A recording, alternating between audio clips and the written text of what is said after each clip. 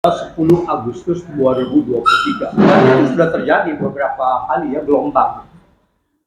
Kenapa gerakan buruh ini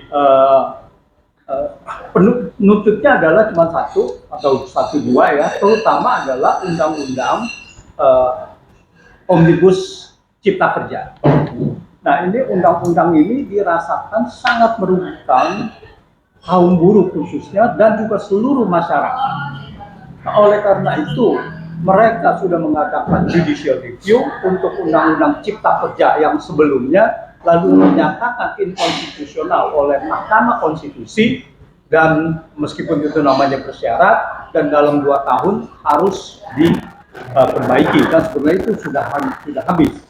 Tetapi kalau kita lihat bahwa apa yang dilakukan adalah justru mengeluarkan Perpu, dan Perpu ini terindikasi juga melanggar konstitusi karena memanipulasi yang namanya kegentingan memaksa, yaitu kondisi kegentingan memaksa yang dianggapnya akan ada kegentingan memaksa tetapi berdasarkan subjektivitas presiden, karena Perpu itu adalah peraturan pengganti undang-undang ya, presiden peraturan pemerintah pengganti undang-undang. Nah, ini dikeluarkan oleh presiden, dan ini adalah subjektivitas presiden mengatakan bahwa ini akan terjadi kegentingan memaksa kondisi krisis ekonomi global yang sampai saat ini tidak terwujud.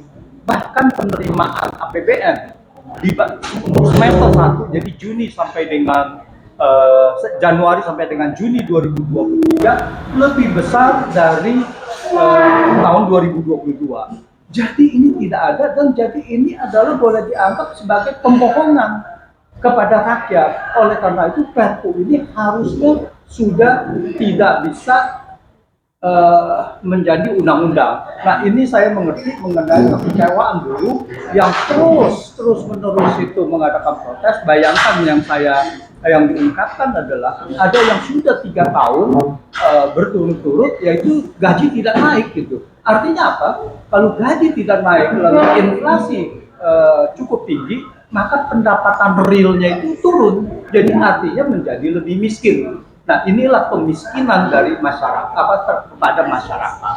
Nah, ini jadi kita mengerti bahwa gerakan ini sudah dari 3 bulan yang lalu digulirkan terus, dan ini adalah puncaknya. Dan bukan hanya itu saja, itu juga didukung oleh elemen-elemen masyarakat lainnya, yaitu petani dan mahasiswa dan lainnya. Itu pertama.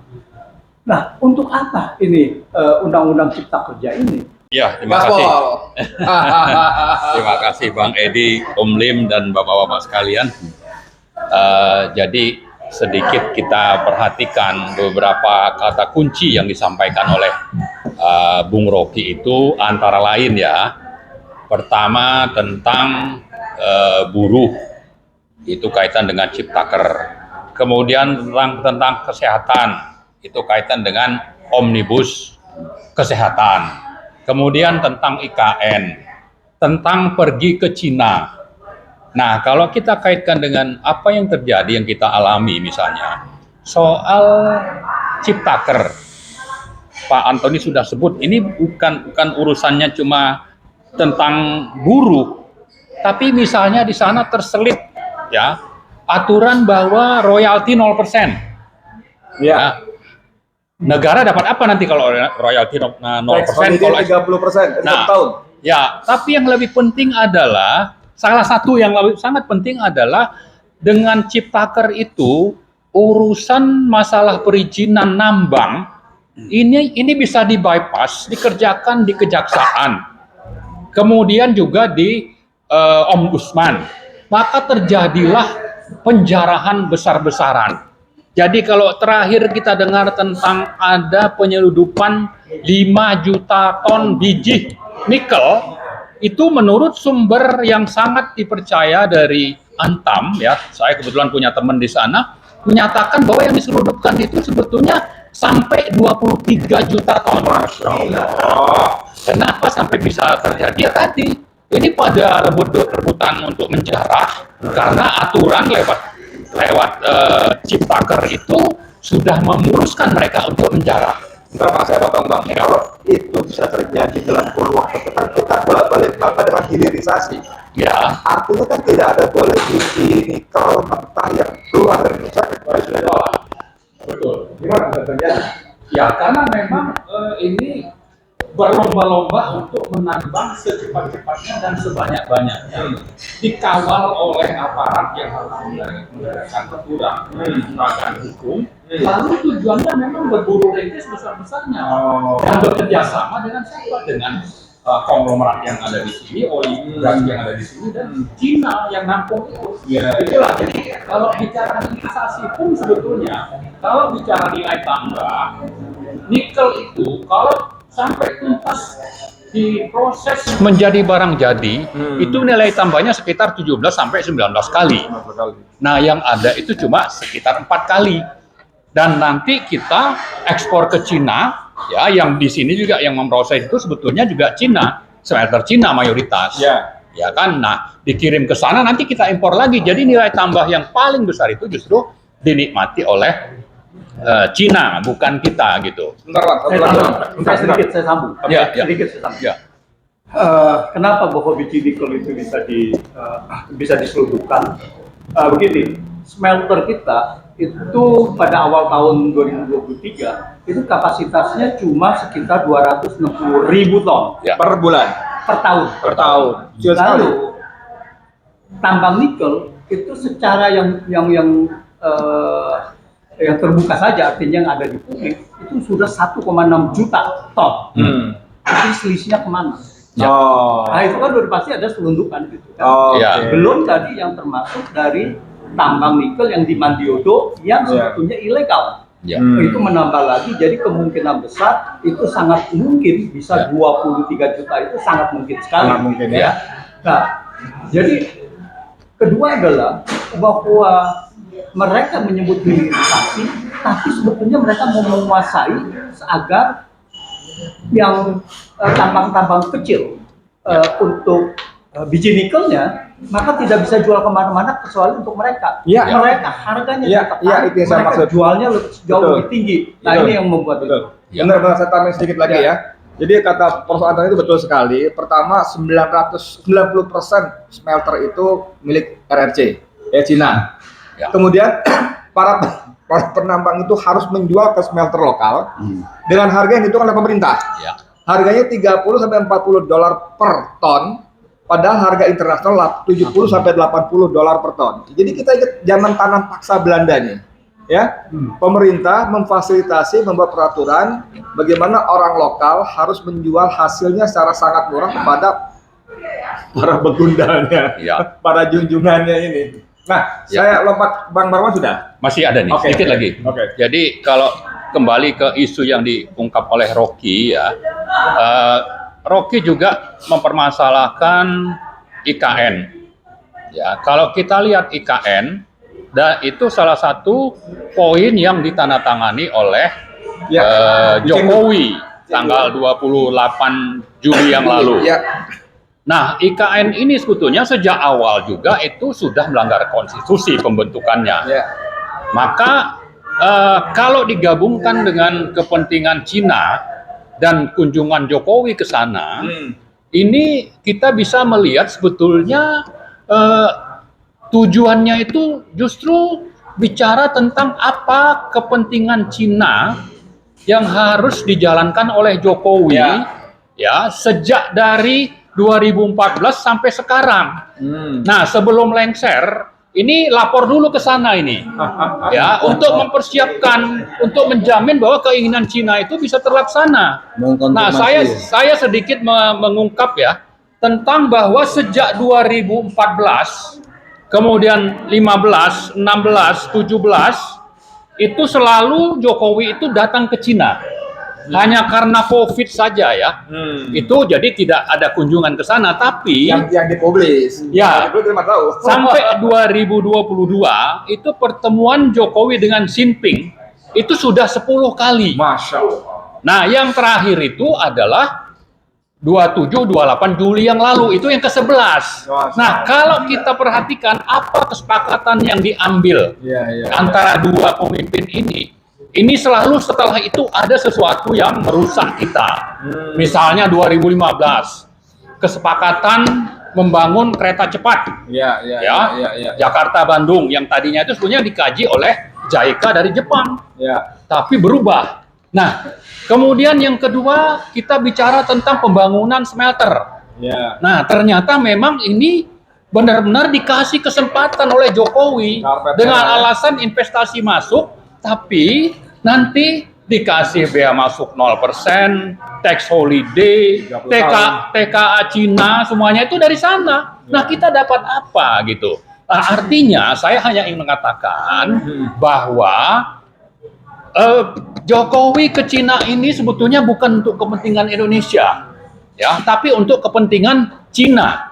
Dan terakhir kunjungan itu saya menduga, ya, sangat yakin, ini keyakinan saya, mohon maaf, silakan yang lain tidak setuju, tapi saya sangat yakin tujuannya itu untuk melanjutkan dan menjamin, ya, sekaligus juga mengharapkan dukungan supaya nanti kalau dia sudah lengser, itu apa yang menjadi kepentingan Cina untuk menguasai kita, ya, terutama nanti IKN itu bisa terjamin. Inilah yang saya kira perlu kita ingatkan kepada masyarakat, ya.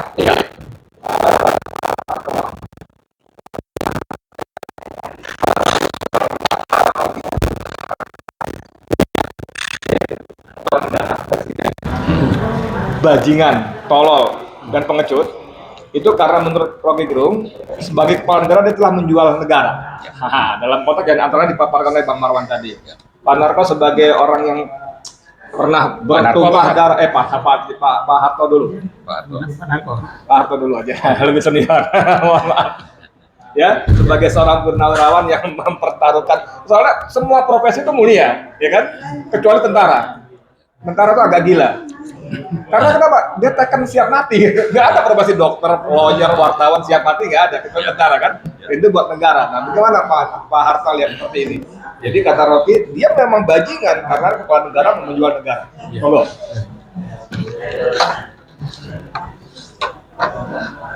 Terima kasih Pak Edi. Mungkin tinjauan saya akan melihat dari hulunya, Oke. dari hulunya pemerintahan ini. Ya. Dan dari hulunya itu tidak lepas daripada kebijaksanaan daripada presiden selaku kepala negara. Ya, saya katakan kita salah. 10 tahun kita sudah hampir 10 tahun ini kita di pemerintahan yang dipimpin oleh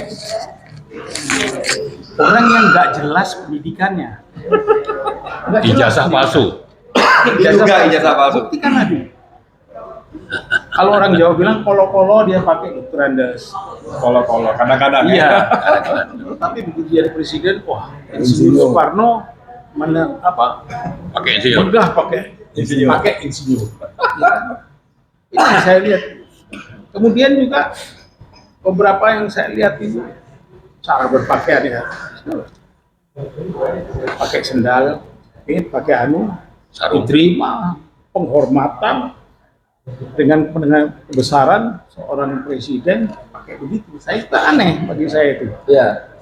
Boleh dia nggak mau menghormati diri dia, tapi dia harus menghormati presiden. Itu dulu. Ya. Pakaian yang bagus, pakai lengkap. Setelah ke Ukraina, dia lihat Zelensky pakai kaos begitu, pulang dia pakai kaos-kaos gitu juga. Jadi kalau menurut saya ini tidak baik untuk pendidikan kita, pendidikan kepada rakyat kita itu. Nah, mari dengan adanya seperti itu, saya ingin mengajak, mari kita lihat sebetulnya, kita lihat dari hulunya. Kalau kita lihat dari hulunya, sesungguhnya dalam pemerintahan ini kita harus pertimbangkan Ipolek Sosbud Mil Hangka. Itu benar. Kita melihat di ideologi, saya juga kenapa kok dibiarkan saja perkembangan mulai Pancasila jadi Trisila, dari Trisila menjadi Ekasila. Saya melihat ujung-ujungnya bukan karena Ekasilanya gotong royong itu, tapi lebih cenderung pada Ekasila nanti partainya satu. Oh. Kalau itu partainya satu, Partai tunggal ya? kalau partainya bagus, kalau komunis, mau jadi apa kita? Iya. Dan kecenderungan ini saya rasakan, maaf, terserah mau dinilai apa saya.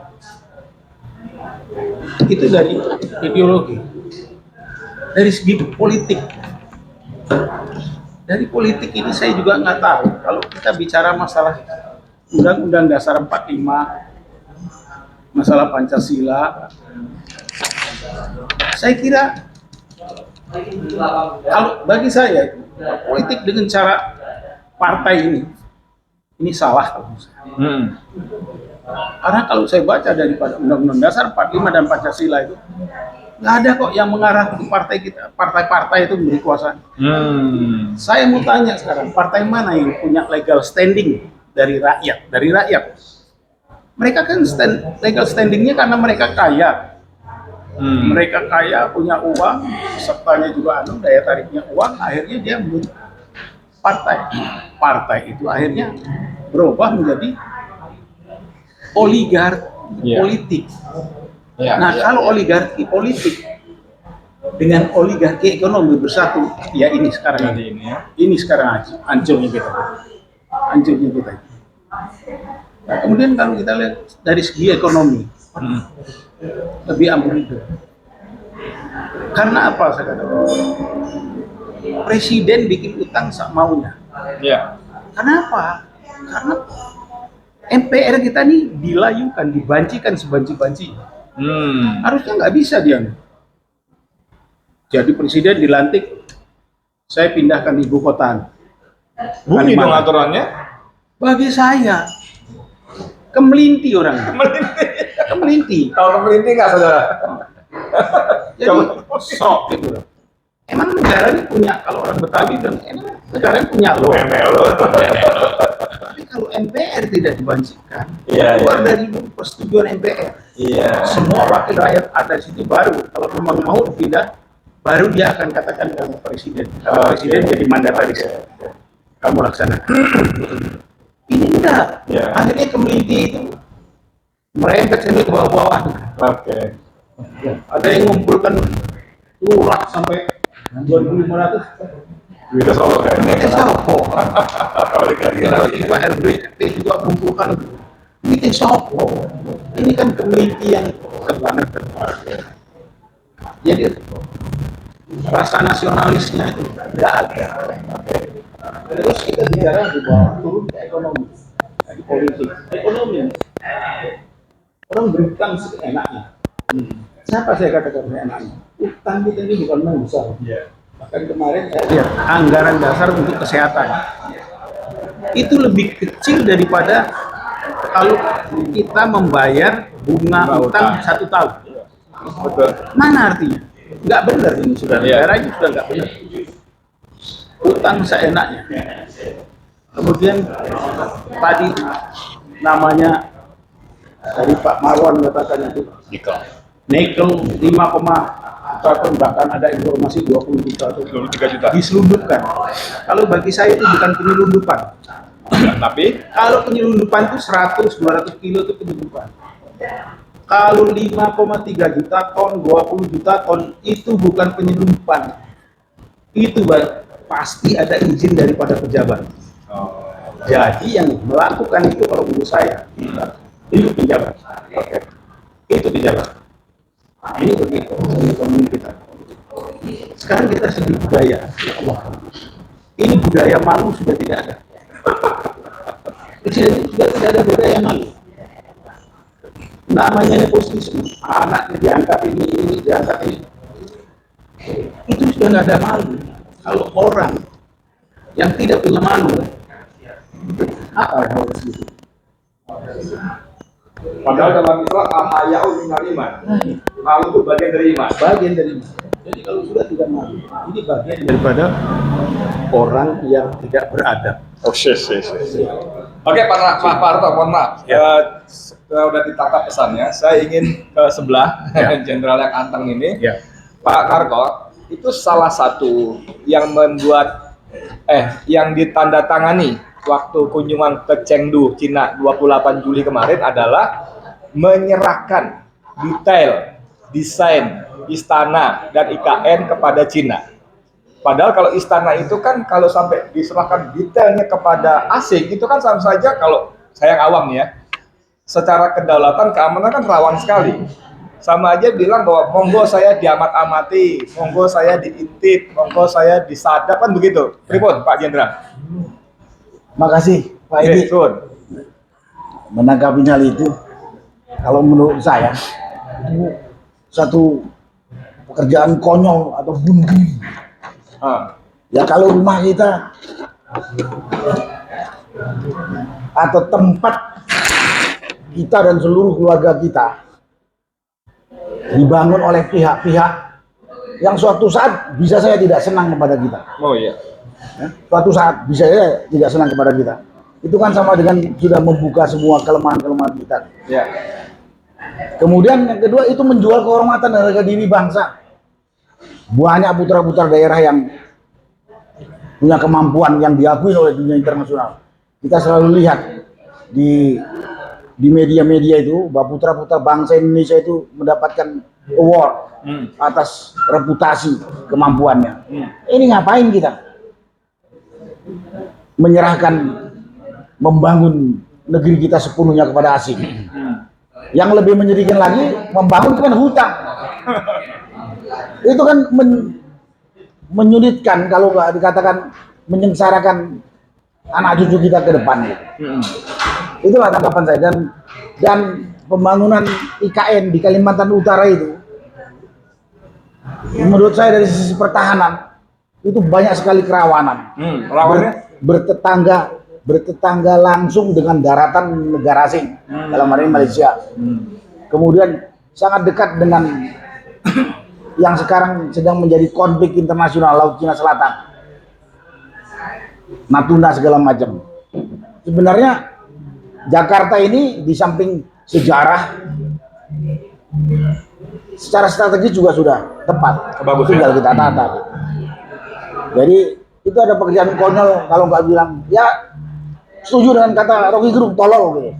Mas Dan Narko menjual kita kehormatan. punya Menteri Pertahanan, Mas. Masa nggak baca soal-soal seperti ini? Ya nggak tahu saya, bingung saya, nggak kasih komentar saya. Mungkin Dia sudah terkesima sama presiden kita itu. Kerjanya memuji dan ya dia mengatakan, Menteri Pertahanan mengatakan Jokowi sebagai presiden sudah on the track. Nggak tahu track mana yang diikutin. Ya kan gitu. mungkin itu Pak Edi. Sebelum ke Pak Marwan lagi. Sedikit. Nah, kemudian sedikit ya, Ya, Pak. ya. Saya mau lanjutkan di luar ini tadi, Pak. Monggo. Pak Edi. Tadi kan dari sisi ekonomi, dari sisi politik, dari sisi hukum sudah disampaikan oleh teman-teman, dari mulai Pak Antoni, Pak Marwan, juga senior saya Pak Harto. Saya melihatnya pemerintah ini diisi oleh orang-orang yang tidak jelas. Kemampuan tadi sudah dikatakan oleh Pak Harto. Dia itu lulusan mana sih? Ya. Kemudian lulusan maksudnya fakultas mana sih? Karena pernah pakai gelar Dr. Andes, terakhir ini sekarang menggunakan gelar Yang jelas akademis punya ijazah, institut. Pak. Yang jelas punya Terus ijazah. ada yang mau nanyakan di mana dia dapatkan itu ijazah, tidak dijawab, malah yang menanyakan masuk penjara. Bambang Teh. mati. Nah, orang-orang seperti itu jadi pemimpin, kita bisa bayangkan. Saya masih ingat dengan janji-janjinya Jokowi sebelum jadi presiden. Janji itu mungkin 66. nggak tahu berapa puluh gitu, tapi 90% pun nggak ada yang terselesaikan gitu. Kemudian kebohongan-kebohongan yang dilakukan itu banyak. Menterinya juga begitu. Saya ingat Mahfud MD sebelum jadi menteri mengatakan seorang pemimpin kalau sudah tak punya legitimasi kepada rakyat, turun terus disuruh. Sekarang rakyat minta dia turun, ditemui pun tidak. Ya, ditemui pun tidak. Padahal yang bersangkutan Jokowi itu mengatakan, saya rindu di demo.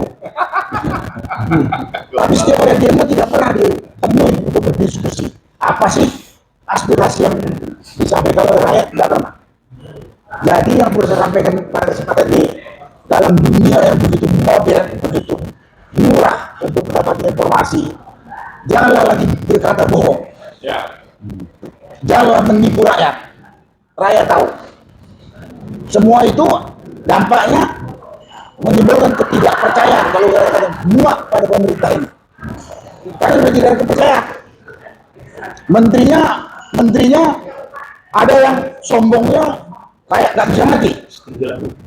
Sombongnya kayak nggak bisa mati. Jangan tentang gua apa itu. Saya ini tentara, saya nggak tahu tentara yang mana juga. Ya, kita tahu dia. Padahal dia tahu siapa dia. Dan dia itu hidup digaji untuk makan dia dan keluarganya dari rakyat. Rakyat tanya, dia marahin. Ada menteri yang memuji-muji. Ya, mungkin itu kalimat lain dari penjilat. Dan jangan kira rakyat tidak tahu itu gitu. Dampaknya rakyat sudah tidak percaya kepada rezim ini. Saya kemarin juga ikut menandatangani petisi untuk majukan Jokowi. Tapi saya nggak tahu diproses tidak atau dibaca atau tidak itu. Saya tidak tahu. Itu suara rakyat. Sama juga yang disampaikan Rocky Gerung, itu suara rakyat. Karena kejengkelan rakyat, ketidakpercayaan kepada rakyat terhadap pemerintahan ini. Akibat apa? Ketertutupan komunikasi. Presiden diajak di demo, diajak diskusi, nggak datang. Menteri ngancam kalau ini. Padahal yang milih dan membiayai hidup pengelola negara ini adalah rakyat. Katanya pemegang kekuasaan atau pemegang kedaulatan negara ini rakyat. Tapi rakyat nggak pernah digubris. Apalagi kalau melihat masalah keadilan yang disampaikan tadi oleh senior saya, Legend Soeharto. Dari sisi hukum, politik, ekonomi. Kalau dijelaskan dalam forum ini, 1 hari nggak selesai. Ketidakadilan itu. Dan kasat mata. Dulu saya pernah mengatakan, mungkin pemerintah itu nganggap itu rakyat ini buta, tuli, dan tolol. Enggak. Rakyat cukup pinter. Dan rakyat matanya cukup terang melihat itu. Jadi kalau ada gejolak-gejolak ini, saya hanya berharap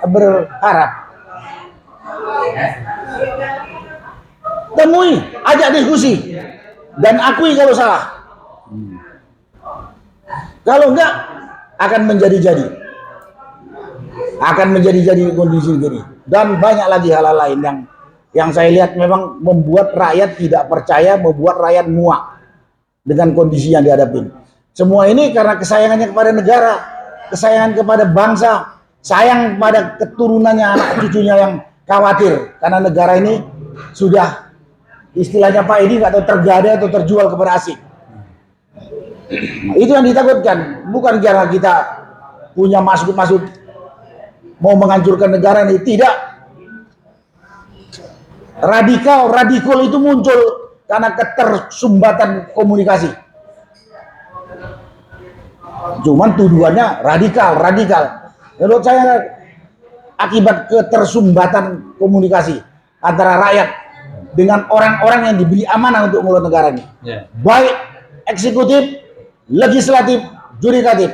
Lembaga ini tiga-tiga sudah koruptif. Banyak buktinya. Itulah yang bisa saya sampaikan Pak Edi tambahan. Terima kasih. Om Lim, silakan. Sebelum ke Pak Marwan lagi, ini berkaitan dengan tanggal 10 ya. Kan kita tahu bahwa Presiden sebagai kepala negara mestinya kan memberikan keamanan, memberikan rasa aman pada rakyat. Tapi kan sekarang sudah tidak ada kepercayaan itu lagi. Nah, maka timbullah banyak gerakan-gerakan yang terdekat ini adalah 10 Agustus besok. Dan itu tentu bukan sekedar buruh, ternyata banyak sekali elemen rakyat yang komponen lain juga mempunyai tujuan yang sama. Nah, apa harapan atau bagaimana cara mengantisipasi supaya rapih terhadap menunjukkan perlawanan ini, Pak Hartos, mungkin sedikit terhadap gerakan tanggal 10 besok, dan Pak Narto.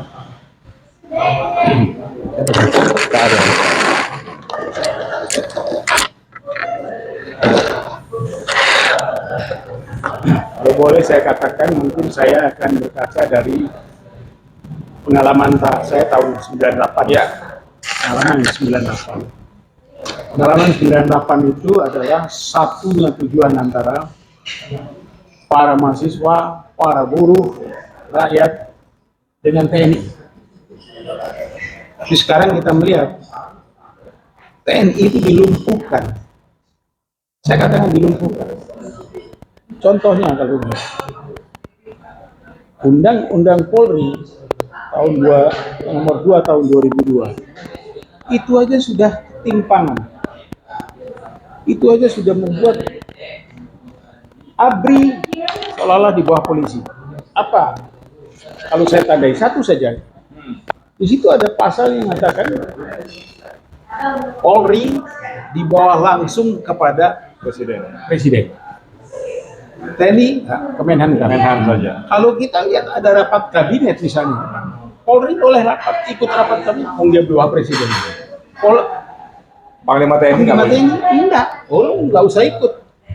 Menhan kamu udah ikut. Kan begitu ceritanya. Ya. Ini salah satu kelompokan. Kemudian ada lagi timbul yang saya jadi tanda tanya itu adalah democratic policing. Loh, ini kemana arahnya? Ya.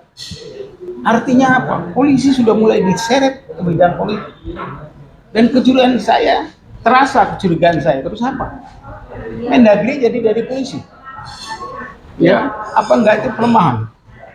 Padahal orang tahu kalau namanya dulu Binter itu diberikan oleh Angkatan Darat, dibantu dengan angkatan lain. Itu karena satu hal. Kalau di dunia ini, kalau di Indonesia ini nanti terjadi pertempuran, tidak ada yang bisa dimenangkan oleh ABRI. Semua pertempuran, kecuali satu. Perang rakyat semesta. Itu tugas pembinaan teritorial. Itu dilumpuhkan. Ini sudah tidak benar. Ini tidak benar. Jangan bercuriga sekarang. Orang bercuriga, wah, ini fungsi sekarang kita sudah hapuskan. Sekarang saya mau tanya, mana yang lebih baik, fungsi atau multifungsi daripada polisi? Iya kan? Kacauan ini sekarang paling mendasar, semua bidang kacau. Karena apa? Karena multifungsi daripada polisi. Itu. Sekarang Jadi, kalau baik, mungkin saya tambahkan ini. Kalau boleh saya bercuriga, sekarang ada kan pesawat Kepolisian Republik Indonesia. Ya. Kan bagus itu. Di benak saya itu bukan untuk angkut pasukan gitu. Itu untuk escape. Escape. Siapa yang escape? Yang escape orang ini merasa kalau nanti salah dia harus lari keluar negeri pakai apa? Maaf itu saya bilang ya saya boleh aja suzon kan nggak dilarang. Ngeri sekali. Iya. Jadi tadi saya sambung sedikit, sebaiknya sikap TNI terhadap seperti ini untuk mengayomi atau adil di tengah-tengah rakyat itu apa yang harus dilakukan mestinya? Ya dari negara yang ada. Dibuat positioningnya dengan betul positioning. Kalau negara jelas melakukan fungsi baik Polri atau TNI itu untuk menjaga negara dan dikatakan tegak lurus dengan negara seperti gimana? Iya. Ya yang memegang negara ini harus sadar. Itu salah. Kalau itu salah perbaiki. Supaya apa? Fungsi itu betul-betul sesuai dengan porsinya. Tadi saya katakan ada pertempuran sekarang dalam abad yang sangat modern ini. Nggak ada yang kita bisa menangkan kecuali perang rakyat semesta. Kalau menurut Itu saya fungsi teritorial. TNI harus berani berkata jujur, berpegang teguh pada konstitusi. Jadi kalau pemerintah ini keliru, ya ingatkan sesuai prosedur. Jadi besok tumpah ruah ya di lapangan. Ya insya Allah, saya berharap. Apa TNI kemudian dia mengamati atau juga tidak berani bergerak karena tidak ada perintah dari negara? Tidak. Itu saya tidak tahu. Kalau itu institusi TNI lah bisa jawab. Iya. Ya Panglima TNI sekarang lah bisa jawab. Iya. Baik kepada Pak Marwan. Ini tadi kan kita bicara tentang buruh ya, tentang Omnibus Law yang ternyata tadi diungkap Pak Marwan dan Pak Andani. Ini di dalam undang-undang ini bukan hanya persoalan masalah tenaga kerjaan saja, tetapi masalah investasi dan lain sebagainya. Ini kan luar biasa ya. Mengkhawatirkan sehingga mereka seolah berani melawan sendiri ya tanpa dibela para aktivis dan orang-orang pintar ini kan kasihan. Padahal itu masalah-masalah sangat besar. Nah, kecuali itu saya kepengen mungkin Pak Marwan sedikit memaparkan tentang petisi 100 itu, poin-poin dari yang dikhawatirkan juga sebagaimana Omnibus Law itu. Dengan Pak Marwan. Ya, jadi petisi 100 itu tuntutannya dua. Pertama, minta lembaga terkait mulai dari DPR, kemudian DPR ke MK, MK ke MPR, itu memakzulkan, ya, memproses pelengseran Jokowi. Yang kedua, kita menghimbau, meminta kepada seluruh rakyat untuk ikut dalam barisan ini menuntut supaya pemakzulan itu benar-benar bisa terlaksana. Ini 2 poin penting. Nah, tapi kita juga bilang supaya ini dimakzulkan bukan tanpa dasar.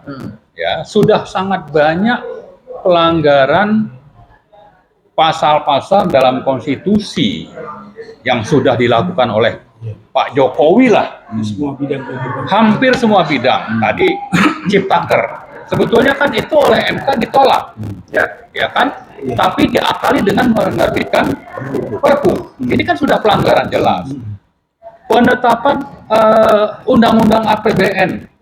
Itu juga sama dengan Perpres. Ya. Lalu Minerba merampok aset mineral dan batubara negara itu nilainya bisa sampai antara 5 sampai 20.000 triliun. 5.000 sampai 20.000 triliun. Ya, Masya Allah. itu hanya dari batubara saja gitu. Itu lewat apa? Perubahan undang-undang Minerba. Kemudian kalau kita bicara sektor kesehatan misalnya, ini meliberalisasi sektor kesehatan Dan kedaulatan negara, genomnya dan dan ini kan sebetulnya satu poin yang juga disampaikan oleh Rocky, ya, bahwa negara itu harus melindungi, mengamankan kesehatan rakyatnya. Tapi yang dilakukan adalah ini dibuat liberal, silakan nanti siapapun yang ingin berbisnis. Maka kunjungan kemarin ke Cina itu juga kan ada poin bagaimana nanti Cina itu bukan cuma kerjasama membangun farmasi, mungkin juga tidak ada di sini, mungkin juga kita langsung impor ya hasil-hasil produk Cina sekarang juga sudah banyak, ditambah lagi nanti dokter-dokternya dan sebagainya. Nah, bicara IKN juga sama. IKN ini kan sebetulnya modus pembuatannya sama dengan modus pembuatan Undang-Undang Ciptaker. Dan itu dinyatakan inkonstitusional oleh MK. Tapi IKN ini lolos. Kenapa? Karena ada kejahatan. Oleh siapa? Oleh MK dan DPR. Sehingga itu disahkan. Nah, sekarang sudah disahkan. Lalu ngundang Cina untuk ikut mendesain. Ini kan sama, lebih parah lagi nih. Harusnya kan kalau bicara undang-undang IKN itu sendiri, kalau ada perubahan itu dibahas dengan DPR. Kalau nanti ada kerjasama dengan Cina, ini bisa otomatis malah Cina lah yang akan menentukan bagaimana itu nanti pembangunan IKN itu. Jadi karena itu saya kembali mengulang pernyataan di awal ya. Jokowi ini kalau saya lihat mulai dari 2014 sampai sekarang bukan bekerja untuk rakyat Indonesia. Ya, saya khawatir beliau ini bekerja untuk kepentingan Cina. Jadi nggak keliru kalau Rocky bilang dia menjual negara ya? Ya, saya kira seperti itulah ya. Ini kan penilaian boleh ya. Dan fakta di lapangan menunjukkan seperti itu. Kasat mata banget. Iya, nah seperti tadi saya bilang nikel itu kan habis kunjungan 2015-16 terjadilah investasi pembangunan smelter yang 90% itu adalah dari Cina. Jadi jangankan kita bicara teknologi dan juga investasinya, TKA-nya sendiri pun mayoritas itu adalah dari Cina dan bayar gajinya di Cina misalnya. Ya, dengan 3 kali lipat harga gaji lokal. Lokal. Nah, seperti itulah situasinya.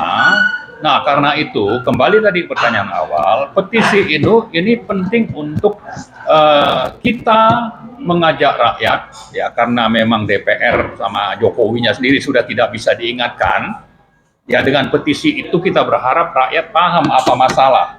Negara ini sudah dalam kondisi darurat, sudah akan digadaikan dan nanti akan dikuasai oleh Cina dan komunis. Kita tidak mau itu terjadi.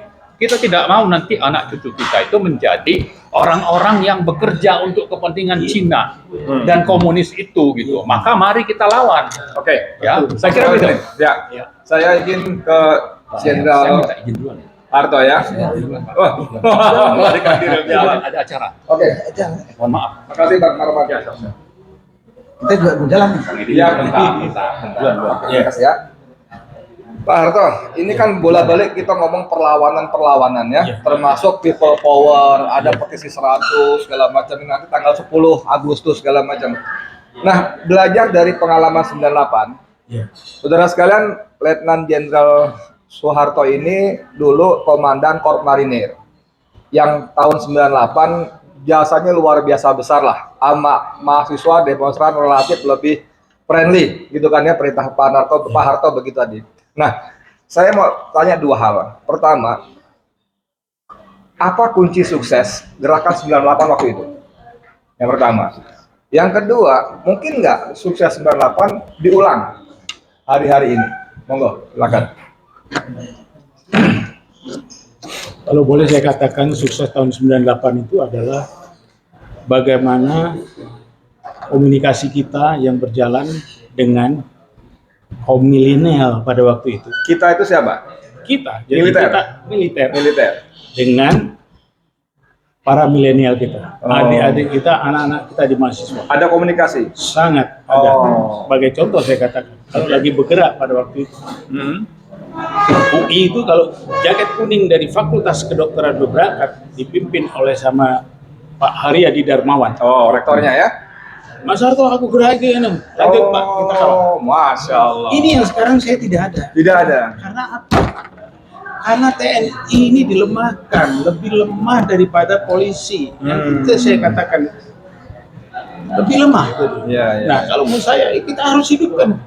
Nah, sekarang orang yang menghidupkan, orang yang masih berjiwa seperti itu. Contohnya Mayor Jenderal Kunto Arif. Oh, ya. Pangdam Cilewangi. Iya, itu dikebiri, ditaruh sana. Kenapa? Karena memang pemerintah tidak ingin seperti itu. Oh. Siapa pemerintah, nggak usah ngomong lagi siapa. Oke. Iya, siapa? Itu satu Iya. kuncinya kita. Hmm. Terus kedua tadi betul. Mungkin nggak? Kalau itu kan salah satu Sekarang, kunci iya, suksesnya. sekarang ya. Iya. Mungkin nggak sekarang kita ulang lagi sukses itu? Sangat Apa mungkin. saja yang dilakukan? Sangat mungkin. Kalau menurut saya 10 November itu, mari kita 10 Agustus. 10 Agustus. Mari kita satukan lagi. Anak-anak kita, mahasiswa kita, rakyat kita, kaum buruh kita satukan kembali. Dan satu hal, TNI jangan ragu-ragu. Ayo turun. Karena kalau kamu ragu, kamu jauh dari rakyat, tugasmu nggak benar. Nah itu ya. Jadi mungkin, kenapa saya katakan itu? Pada waktu tahun 98, itu situasi tidak separah seperti ini. Ya kan? Rakyat kita mencari beras dimanapun ada, mencari makan dimanapun ada, sama dari Sabang sampai Merauke harganya sama. Di sini sekarang mencari kan. Mari coba ke daerah, makan ubi. Ini satu saya bilang. Jadi sangat mungkin, keadaan ini sangat mungkin. Dan harus digelorakan semua. Jadi tanggal 10 saya bisa turun di rakyat bersama dengan turunnya Abi. Nggak usah lama-lama, 3 hari aja lumpuh. Ya, Walaupun kita pakai tongkat. walaupun kita pakai tongkat, iya kan? Itu ya. Oke, Mas Narko, Pak Harto ini optimis banget ya. Saya ingin kasih ilustrasi kondisi yang saya tahu ya tentang tentara aktif. Ada teman kita yang anaknya catar dicoret, sudah masuk 20 besar. Tahun ini dicoret di nomor 20 besar hanya karena ibunya ketahuan orasi-orasi. Suaminya TNI aktif, gitu loh. Dan setelah itu dia tahu bahwa banyak yang susulan-susulan yang nilainya, akademisnya, fisiknya segala macam di bawah sang anak. Nah si ibu ini otomatis anggota Persib kan, Ya. dipanggil sama pimpinan suaminya. Ibu kenapa menjadi musuh negara? Kenapa? Jadi orang yang berbeda dengan kekuasaan, dengan Jokowi itu bahkan tentara aktif pun mengatakan itu musuh negara. Pribon, Mas Narko. Kalau cerita itu benar ya, Pak Benar Edi. Mas, benar Mas. Yang pertama, si komandan itu Oke. memang udah dicuci otaknya oleh rejim yang punya pandangan sempit seperti itu. Kalau ada orang beda pendapat, dibilang musuh negara. Ya mungkin saya ini juga sama Pak Harto dibilang musuh negara. Saya ini mencintai negara saya ini. Karena mencintai inilah kita bergerak seperti ini. Karena takut negeri ini terjual sama asing, terutama asing. Dan jangan sampai jadi negeri komunis. Karena nuansa kehidupan komunis di Indonesia ini sudah nyolok. Sudah nyolok. Kalau ditanya memang mana komunis itu? Nggak ada yang ngaku satupun. Jadi saya bilang itu adalah kebiadaban dari komandan yang bersangkutan. Tapi siswa ini pun sempat dilempar ke Papua loh. gara-gara istrinya aktif. Ya, ya itu saya bilang.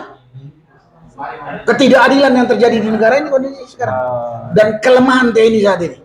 Dan dengan kondisi seperti itu, apa harapan Pak Harto tadi bisa bahwa ayo TNI kita bersama rakyat bla bla bla gitu? Insya Allah, saya harus optimis. Saya berharap bisa. Iya.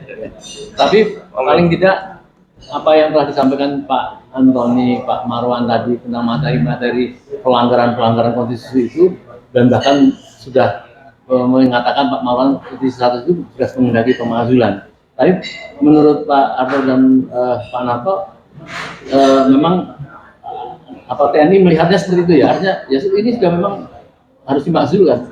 Kalau bicara TNI yang nggak berani ngomong itu kan badan.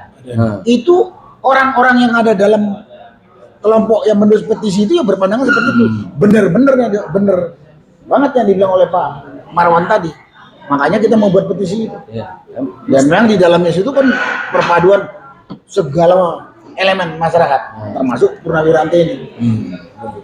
Maksudnya TNI baik yang purnawirawan maupun aktif melihat seperti ini mestinya kan berpihak kepada keinginan dan keamanan rakyat ini. Harusnya. Faktanya banyak yang otaknya udah keracunan duit.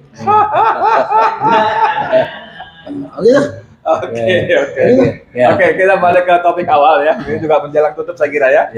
Jadi kalau Rocky Gerung, ini makin menarik Pak Jenderal ya, dua Pak Jenderal ini. Ternyata pasca bicara dia, Rocky malah kan dia ya, bukan Jokowi ya. Dia bajingan tolol dan pengecut itu. Rocky mendapat dari kekuasaan ya, mendapat banyak hambatan. Kemarin di UNER dibatalkan ya. Lalu di mana dilarang segala macam, tapi terus menggelinding. Sekarang kita dengar dia ada di Klaten nih, pasti menggelinding lagi. Apakah ini bisa jadi bahan baku untuk menjelang 10 Agustus nih? Sebagai penutup. Boleh saya nilai itu dulu. Oke. Jadi pantas kalau dikatakan dia bajingan, dungu dan anu. Dan Kalau dia waras, dibiarkan itu. Tapi sekarang diambil, ya itu bagian daripada bajingan, dunguan dan lain-lain itu. Iya. Saya tidak tahu. Biarkan orang waras itu menyebarkan kewarasannya. Biarkan. Dan saya mengharapkan dia menyebarkan kewarasannya itu di institusi ABRI, TNI.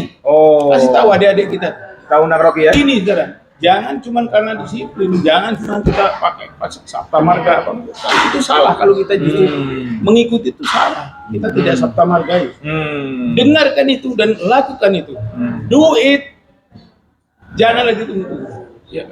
Karena kita kan diajarkan dari dulu itu ya, apa itu? Give example and be an example. Yes. Beri contoh, jadikan dirimu contoh. Jangan takut lagi. Mantap. Mas, Pak Narto kasih closing statement, monggo.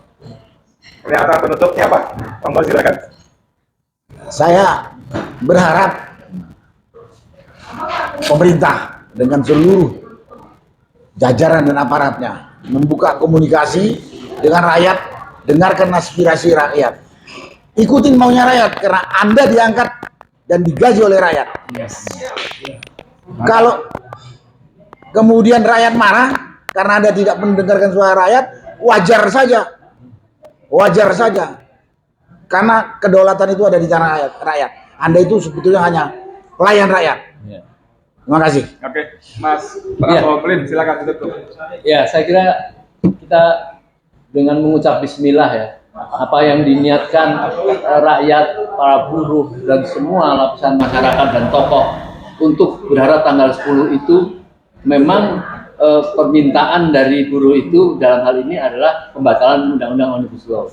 Tetapi mereka sendiri tidak yakin, sehingga apabila tidak disetujui, mereka mengatakan kita tidak boleh balik kanan. Artinya kalau tidak bisa memenuhi berarti harus dilengserkan. Saya kira itu akan memenuhi dari keseluruhan dari permintaan itu.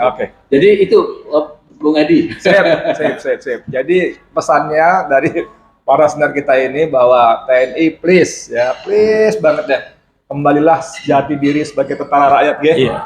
Boleh saya nambah? Oke, monggo. Ya. Persoalan di sekarang ini di publik ini adalah persoalan bersatunya oligarki politik sama oligarki ekonomi. Saya hanya ingin menyampaikan kepada oligarki ekonomi. Anda makan di hari air daripada makanan bumi Indonesia. Anda minum air Indonesia. Anda kaya dari Indonesia. Tapi kalian tidak usahlah berpaling atau berkiblat lagi ke tanah leluhur. Kuno itu. Kuno. Inilah Kampungan itu. Kampungan itu. Kampungan. Kuno atau nggak tahu diri, Pak? Iya. Kuno atau nggak tahu diri? Balik ke sini. Iya, iya. Saya ambil contoh, saya bilang. Mentor saya, Pak Kwik Yandi, mengajarkan saya nasionalis seperti itu. Oh iya. Saya mendapatkan itu tadi dari Antoni mentor junior Sama. saya, Pak Iya. Antoni Budianto, mengajarkan saya seperti itu. Pak Lius Sungkarisma almarhum mengajarkan seperti itu. Jadi kalau masih sekarang berpikir dia harus menoleh ke daratan Tiongkok itu, kuno, Kampungan. kampungan.